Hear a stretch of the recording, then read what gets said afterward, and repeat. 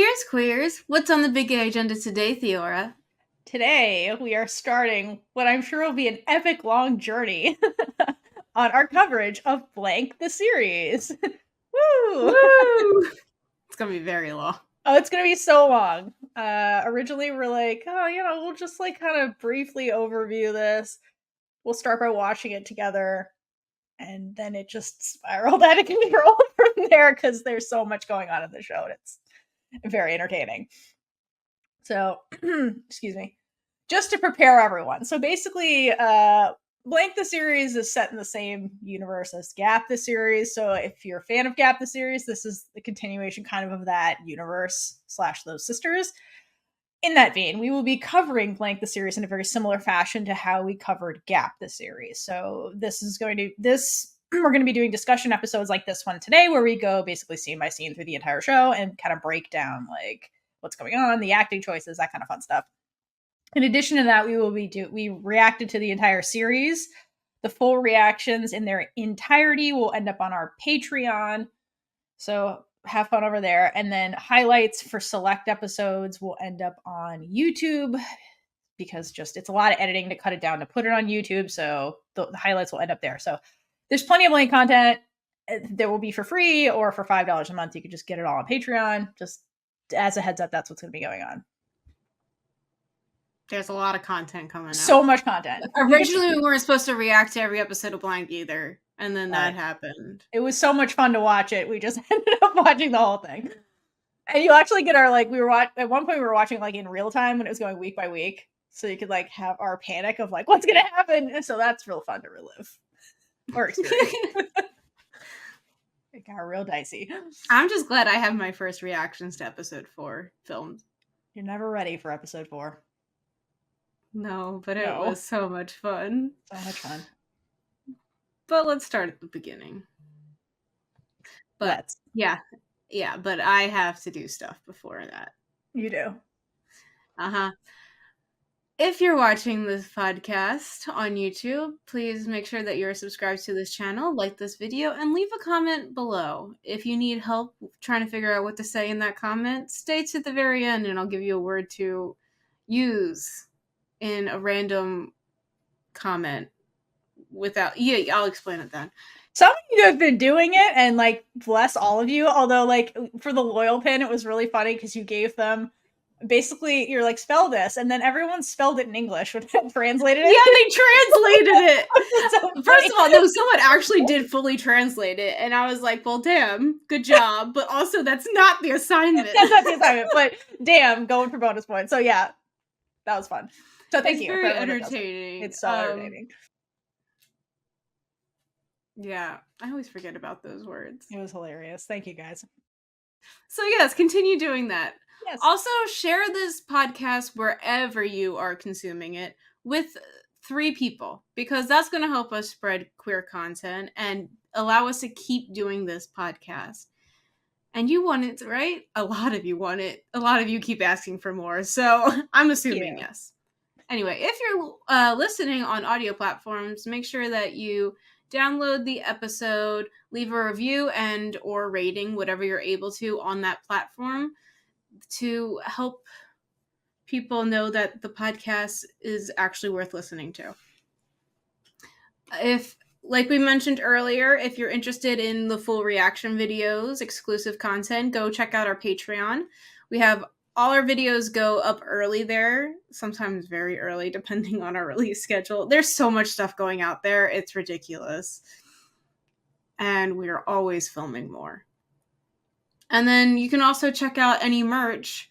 We really need to get Loyal Pin, Blank, all the shows merch. So if anybody's interested in that, let us know in the comments. And we'll see what we can do. Lastly, stay connected with us on all social media platforms at Big Gay Energy Pod. It's super easy to connect with us. You can also jump into our Discord. That link is in the description as well.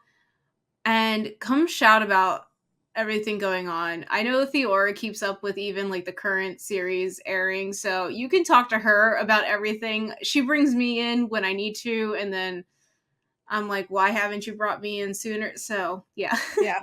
She needs someone to shout about everything with. So come join us. Help me.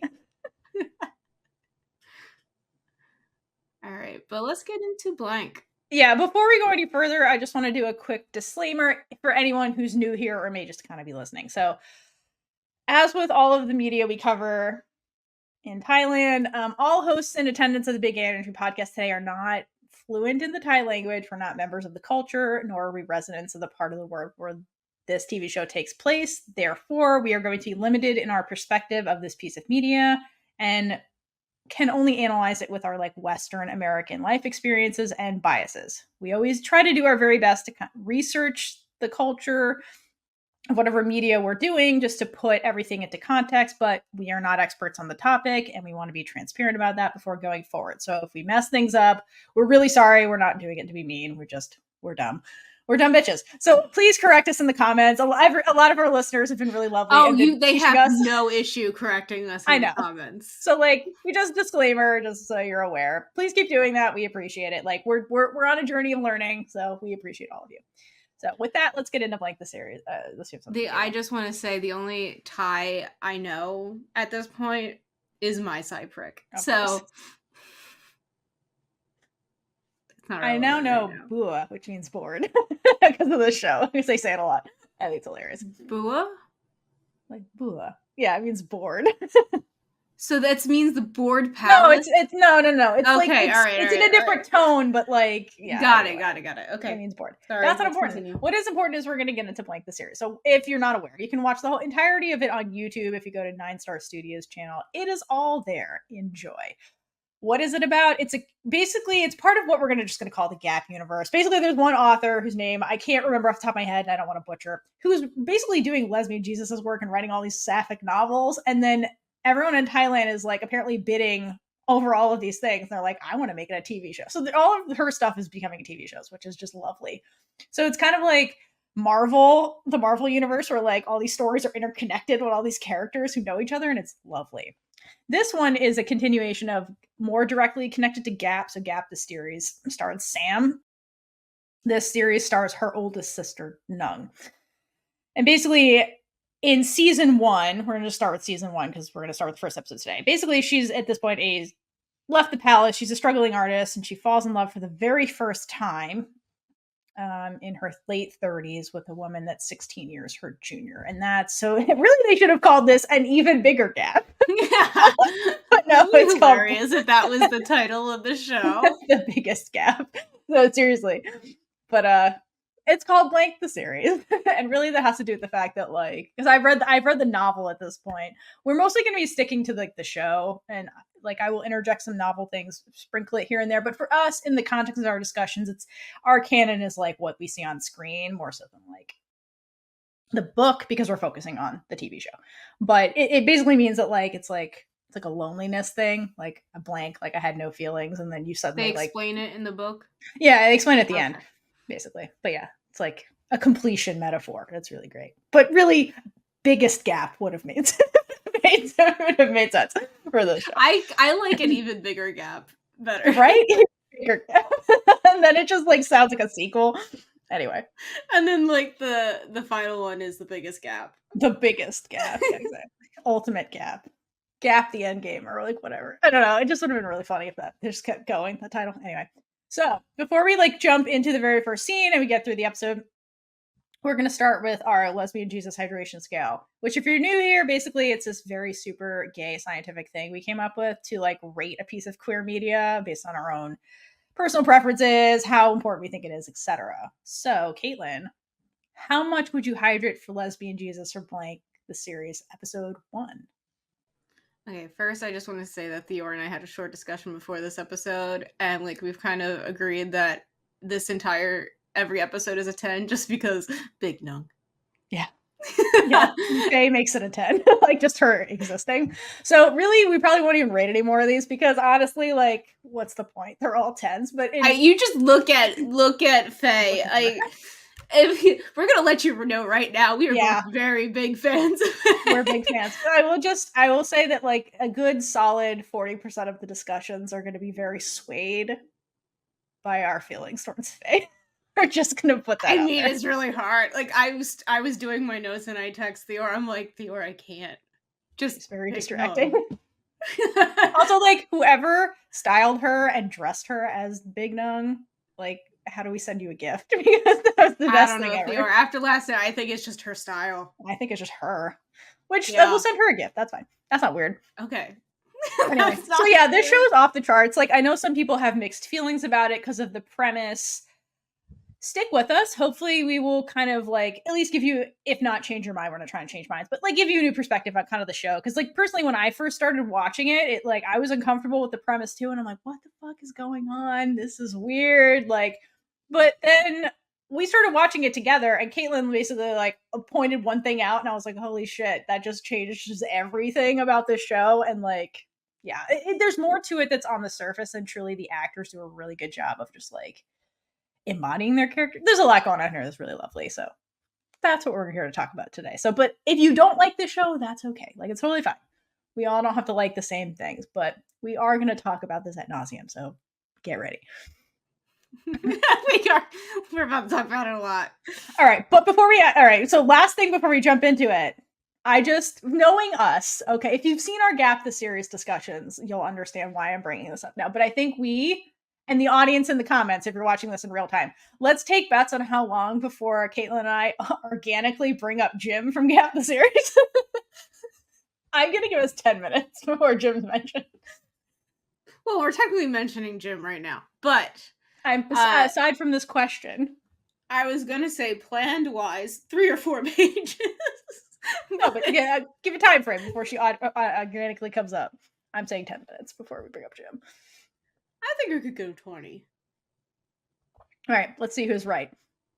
Like organically, you can't just be like, Jim, hi, I did it. No, like organically, Jim comes up. Okay, let's get into this. So, very first scene. So the first scene opens with Nueng as the runaway bride, basically. And I thought this was interesting, like coming from Gap, the TV show. So like in my mind, I've read the Gap book too, but like in my mind, the TV show is kind of like the canon. We're sticking with the TV show. This is Marvel. We're sticking with the TV show, right? I thought this was interesting because the Nueng we got a glimpse of in Gap the Series, to me, read as a lot more like immature. And so she came off as like younger to me. Like she ran away from home when she was a lot younger, and it was more because of the painting, not because of this like marriage thing. So she seemed a lot more hot-headed and stuff. So I thought it was really weird to like come into the show here, and I'm like, how did Nueng even get to the wedding? Like that Nueng from Gap, I feel like never would have made it this far. She would have pieced the fuck out a lot earlier than this. So that was already interesting, like just off the bat for me. And it was only 4 years ago before, so like it was fairly close to Gap's timeline, which is very interesting. Yeah. I'm sure people will write it in the comments like the actual timeline, but like you have to imagine like the Gap meeting happened within this 4-year time period. So like so it almost makes it seem that like Sam and Nueng weren't apart for that long. Like it's just, you know, it was just weird coming out of Gap and being like, this is a different Nueng, like to me. So anyway, who is she marrying? Her almost groom is a man named Chet, who we find out later is her love interest's father, and like, which in the most spectacularly wild episode, which is episode 4, but we're not there yet. What I want to point out that was funny, like on a rewatch for doing these notes, was that in her thinking about this wedding, there's a scene where like she's like, are you worthy of me? And he's like, no one will be as worthy of you as I am. And it's like, this is where his daughter gets her confidence from, is right here. This man. It's from him. And what I love about this memory recollection she's having of Chet specifically is that she's she's like in the moment where she's having the second thoughts about the wedding, and she's like, should we even be doing this? I don't even like you. What is this? And my favorite part is like he's explaining, I'm very worthy of you, and he starts listing off his like on paper qualifications, and like mentally she cuts him off before he finishes what he's saying. Whereas like Nueng is so over this man, like even in her like memory, she's like, I can't even recall the rest of what the hell you were saying, which I thought was so funny. What a good editing choice. They're like, don't even let him finish that thought. She moved on. She's like, I don't even care. She doesn't give a fuck. She was never that into him. I love it. I understand that, kind of, that they're expected to marry at a certain level in Thailand, or at this point. Um, but Chet saying that no one will be as suitable for her as he is, I find very gross. Like the ego that he has. I mean, we deal with it with the men over here as well. So Yeah, it's just like, and she clearly doesn't even like you. We find out later that they didn't even like date or not even romantically entangled with each other. So like, this was a weird sentence to find out that like they were basically just like kind of friends. Like they didn't even know each other. he continues this ego as well. Like a very confusing scene later. Like why? But I have issues with Chet. I just don't like him, which is fine. But yeah, you know my issues with Chet, and it's just his name that distracts me. Oh, Kaitlynn. But anyway, ultimately, Big Nun runs away. We're gonna okay. Let's back up too. Okay, just going forward, Kunung we're gonna refer to as Big Nung because Big Nung. Big Nung. And then Anung we're gonna call her Little Nung, and it's mostly so that we don't fuck up their names on the fly, and just like for people listening audio who are English speakers, it's probably easier to distinguish. So just so you know, we're gonna defer. It's gonna be like Gentleman Jack, where we call like Big Ann, Little Ann. We're gonna call Big Nung, Little Nung. That's just how we're gonna do it. Just letting you know. Theora did figure out the names, but I don't know how we actually started with the Big Nung and Little Nung, but that's how I like started this whole thing, so I would have more trouble. Yeah, we're just gonna to keep our stupid brains online. That's just what we're gonna call them. So just a heads up. Okay, so ultimately Big Nung runs away from this whole ordeal and goes and lives her authentic life.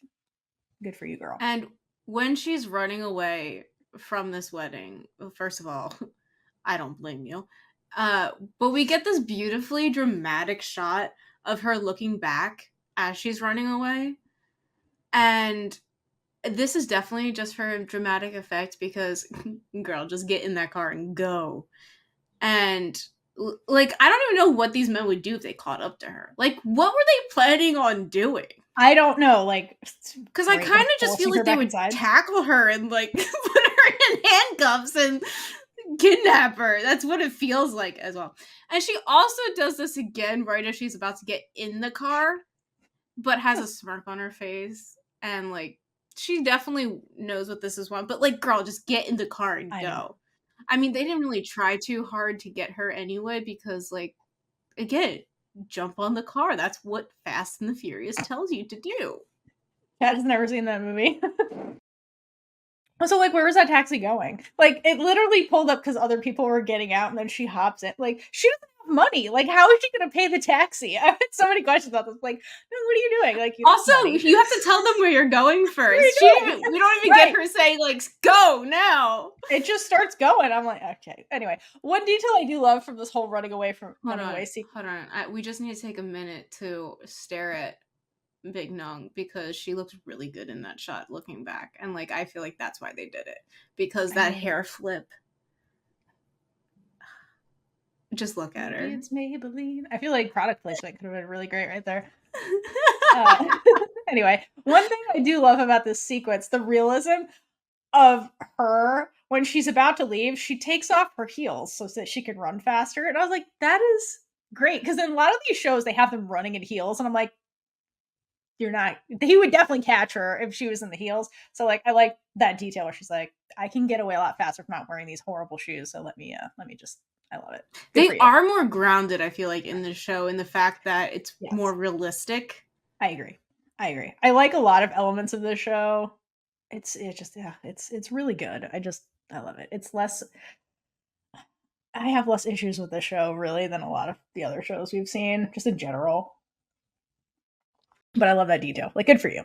Okay. Anyway, the big takeaway of all this is that basically, then we cut to a scene of like the grandman being there with Sam, and she's like, "Ugh, I knew Nung was gonna be a trouble little bitch." I'm like, okay.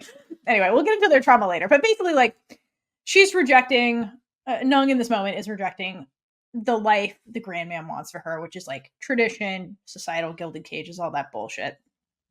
But the one piece of this life of her like royal upbringing or whatever that stuck with her was this mentality that no one is worthy of her. like, again, you're so high up the social ladder, no one can touch you. And that's like the one thing that like really sticks with her, like regardless of being in that environment. And it's just one of her childhood traumas that stuck with her. One of them. Just one. There's a lot, but that one is important because it will keep coming up, especially this episode. So after she runs away, we time jump for 4 years later, and Big Nung is living her best life as a starving artist. She's not loving anyone. She's just doing her until Lil Nung crashes into her life. So Lil Nung shows up at the shop she's working at. So Big Nung is working basically at this like market, and she has like a stall where she does caricatures, paintings, whatever.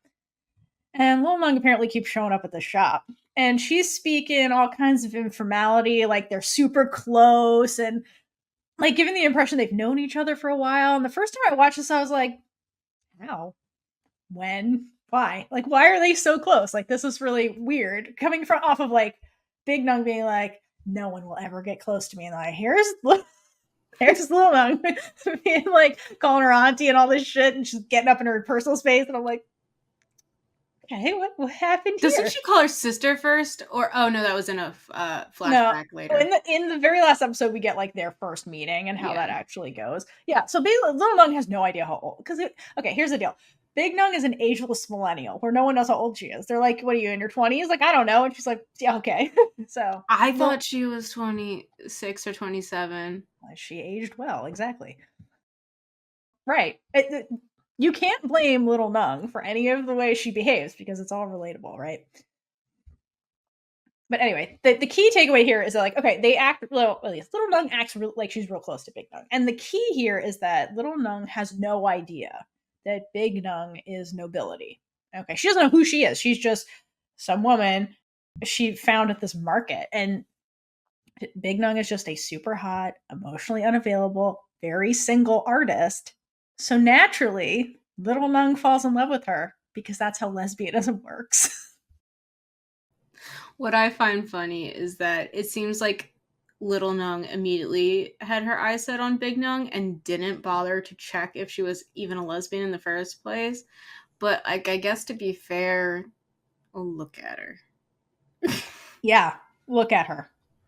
There are vibes. Also, I have a note for anybody watching or listening. On Patreon, we have an exclusive episode for a certain level called Keeping Up with Big Gay Energy After Dark. Working title that will probably never get changed. No. And Theora and I just queer out about how good Big Nung looks, and you get just like good 15 minutes of us being like, Big Nung. We were trying to film a reaction video, but then got off track and spent 30 minutes talking about other things and had too much extra footage. So it's a good time. Go check it out. Yeah. Okay, so like then Little Nung and Big Nung start having all this kind of like playful banter. By playful, I mean like Little Nung's being playful and Big Nung's like, go away. So like what's going on with these two? Truly. So when Big Nung is like telling her to go away, basically, Little Nung's asks, why aren't you gentle with me? And I thought this was interesting because from seeing the way that people treat her later in the show, because they're always treating her like she's 5 years old. Mm-hmm. That's why, like, I didn't know until the next episode. Theora did not spoil me while we were watching the show whatsoever. So she's like, you're going on the journey. Yeah, it's a journey watching this. So again, I think she's like 13 here right now. Like, and mentally. That's how people treat her as well. But like people are thinking that they have to protect her, but really they're just being selfish. Like, we'll get into that. There's the adults in her life are terrible. They are. But with Big Nung, she doesn't fully treat her like that because she's just trying to get her to go away. Right. And I think Little Nung just likes this challenge. She's like, oh, this person isn't trying to baby me. This person I could get close to. I need to work on this. Yeah, Big Nung treats her like a human. That the bottom line. And I think that like how like why are they still because like when Big Nung's trying to get her to go away, it's like half-hearted, right? Like she easily could like be like, security, get this harassing person away from me. But she doesn't. She like half-heartedly tries to get her to go away. And I think, so I was trying to figure out like, what the hell is their dynamic? Because they seem really close. What is going on here? So for me, I think that little Nung enjoys pushing Big Nung's buttons, okay? Because she somehow can get under Big Nung's skin, which is not something many people could do, right? Because she can see Big Nung getting flustered every time she's like, you love me and all this stuff. And she's like, oh my God, I don't even like you, but she does. So I think that like it's this mutual fascination with each other, like you said, because it's a challenge for both of them. Because little Nung is like, ooh, I can spark emotions out of this otherwise emotionless human, and then Big Nung is like, why can she spark emotions in me? I don't understand. And so it's like this kind of like mutual fascination they have with each other. Then to also harken back on your point, I think the reason Little Nung keeps showing up here. So in the book, they give the background of kind of like why she ends up at this market, because it seems really random. I'm like, why is this high school senior showing up at this market? And in the book, they explain it. And I thought this was good context for the show. So basically, you find out in this episode that like she's not the strongest student, right? And her grandmother's hella controlling. So one thing the grandmother does is she's like, okay, after school, you're going to enroll in this cram school, which is like, basically it's like extra tutoring after school, basically. So she's supposed to go to school all day, then spend all of her free time studying basically in this tutoring school. And Little Nung's like, that is my only free time. I'm not doing that. So she lies, doesn't go to the cram school, and ends up going to this market because it's walking distance from her actual school. So she just wanders around the market as a way to like have her own autonomy and like free time, which is something nobody allows her to do. And that's how she ends up seeing Big Nung. She's just wandering around this market and then like sees her one day and then is like, mine, basically. I don't blame her. Right. She's relatable. It's fine. But the other thing is from Little Nung's point of view that like Big Nung is like a safe space, right? Because she's someone, like you mentioned, who treats her like a human being. Like Big Nung listens to her, albeit begrudgingly at times, but she lets Little Nung be her authentic self. Like she's not trying to control her or impose anything on her. She just kind of lets her be. She lets her express herself however she wants. And what I like about this first scene here is that Little Nung mentions that like, oh, I came here to see you so I can get over my bad feelings. Like specifically, she came to see Nung because she was having a bad day. And she wanted to run away from her home, which we find out why later. But basically, she came to her safe space to escape like the bad day she was having. So like that's the other thing that Little Nung kind of gets out of Big Nung. Not that she's like, quote, protecting her, like you said, Kaitlynn, in some weird paternalistic, maternalistic way or whatever. She just like lets her exist, which I think is huge, you know? Mm-hmm. So again, Little Nung relatable. She's a little bit easier to read about like why she's here, but Big Nung was the harder one to be like, why is she letting this happen? And I think part of the appeal is that like in Little Nung, she has this adoring fan, right? She comes by and she's always like, I love your artwork. And she keeps paying her to like draw paintings basically and stuff as a way to like just be around her. But like Big Nung's like, okay, she likes my artwork. So that's flattering, you know, as to somebody who's like on the struggle bus when it comes to her art. So it's validating for Big Nung. But I think the bigger appeal is that Little Nung acts very authentically around her. Like she doesn't hide her emotions. Like her mask comes off the minute she's around Big Nung because she feels safe. And I think that is like it's a form of bravery, really, because Big Nung came from that very repressive childhood shit. And so to have somebody who's so comfortable in their own skin, I think that's something she also wants. And so she kind of like admires that about Little Nung, basically, because she's always wanted to just live her own authentic life, but wasn't able to because of her like repressive household kind of stuff. Like if you remember, one of the lines she says mentally when she's running away from the wedding is she brings up her like ML title. She says ML, her title is one that's so high, I want to run away from it. Because having that title made her untouchable to so many people. And that in turn isolated Nung and just made her a very lonely person. So here she is with this like bubbly, bright human being that just like crashed into her life. And it's like kind of intoxicating to have that energy around you, you know, when you've just been like so closed off for so long. So that is the other thing that's going on here. This is probably the most authentic person that's ever been around her. Absolutely. Yeah. I agree. Because even when you watch like Nung interact with Sam, like they still have the formalities with each other too. Like here, like Lo Nung's like none of that. Just here I am. You can't have fun with anyone else in life. Yeah. It's hard when you're constantly like playing a game or like pretending to be somebody else. And they have conversations about that later, which is another thing I really like about these two and how they kind of communicate with each other. But anyway, bottom line, Big Nung is, Little Nung is at the shop because she genuinely wants to see Big Nung. Like she's just here to see her. There's no like ulterior motive. She's not like trying to gain status or like, get anything from her. She's like, no, she's here because she genuinely likes Big Nung for like just who she is. And she's always like, the couple hours I stop by here still aren't enough. Like, I just want to be around you all the time. And it's like, relatable. I get it. Sure. I would also have a better day if I got to stare at Faye. Right. We get it, girl. So, all right. So basically, like, Big Nung's like, girl, you got to go home. Like, what is going on here? So she just chases her out of the market and escorts her to the bus stop, which is the thing that keeps happening. So again, like, Big Nung will do things where she's like, I don't care about you, but then she will like make sure she gets home safely. So like, she's a whole ass lot. And then we get our first call to title, which is like the blank thing behind them when they're standing at the bus stop. Yeah, for some reason there is a repeat behind them instead of, ads, which would have been a great ad placement for them instead of their own show that people are already watching. But series. You gotta remember. You just gotta remember where we are. Anyway, so at this point, Little Nung's like, I just want to run away from... she tells her, I want to run away from home because I'm unhappy. Can I move in with you?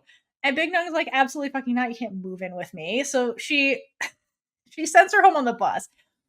But then as the bus is leaving, she does this like glance at the end that like shows that like, okay, she's got walls put up. She's really into Sam. We know the story. But like around this girl, she seems to like care about her. And I think that like in this moment, she can kind of empathize with Little Nung wanting to run away from her family because like Big Nung did this like as well.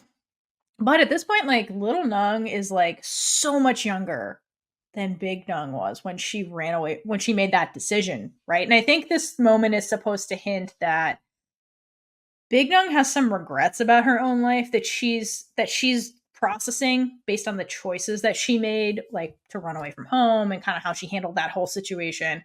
And I think part of her wouldn't repeat it if she wouldn't necessarily handle it the same way if she could redo it, basically. And so in like Little Nung, she's like, oh, well, maybe I could prevent you from like making some mistakes that I did. Because I think one of the biggest themes of the show is trying to learn from past regrets to change the future. And I think that's like being hinted at here with this little exchange at the bus stop. Yeah, we definitely see Big Nung's thoughts about like how she's hung up on the past when she finds out that Little Nung lives with her grandmother, and then she keeps asking her all these questions pertaining to situations that she was in. And I wonder if she was like trying to figure out if she did the right thing. Oh no, definitely. There's a scene later with Sam where she hints at the stuff too. Like I think this has been weighing on her the whole time. And this is something like if you go back to our gap our gap discussions when we were talking about like, I think it was episode 11 where they have the big family blow up and Nung like confronts the grandmother. Like if you like just I was so mad at Nung just from the gap stuff because I was like, you don't seem to like realize the consequences of your actions. But like I'm very thankful for this show because like it makes a very clear point that like Nung has not processed and she's very aware of the role she played in like Song's death and like the fallout with the grandmother and that kind of stuff. She wasn't the sole owner of those things, but like her choices did impact other people. And so like she's very aware of that. And so like in this show, a lot of the drama, I guess, it's just a lot of the conflict, it's a better word, comes from Nung second guessing herself because she's like, if this was pre running away from her wedding, she would easily just make choices that are like, no, I think this is the right thing to do. Go after your own happiness. Don't fuck other people. That's what she was like in Gap. And then here she is always being like, but there's other people. We can't just run away and just be like, expect everything to be good. We have to live in this world with other people. So this is this lesson that she learned the hard way. And it like does influence her thinking in this show, and I find that really fascinating, and I'm really glad that's in here because it fleshes out Nung as like a human being, you know. It definitely does. Yeah. But to go back to Little Nung, the confidence that she has and the audacity of her just to ask immediately to move in with Big Nung. I know she doesn't know who she is, but Damn. she's still technically a stranger because I don't think they know each other that well. Right. It's amazing. Because like Big Nung's also actively rejecting her at this moment. And she's just like, can I move in with you? Not can I stay a few nights or anything. There's definitely an element of delusion to this this young lady. But I forgot what happens when I was rewatching, and I really thought there was going to be like another side of the bus that opens, and like she was just gonna walk out the other side. And with that, we've been Big Gay Energy. If you like this episode, check out all our other episodes right here on YouTube. Please like, leave a comment below, and subscribe for more amazing super gay content.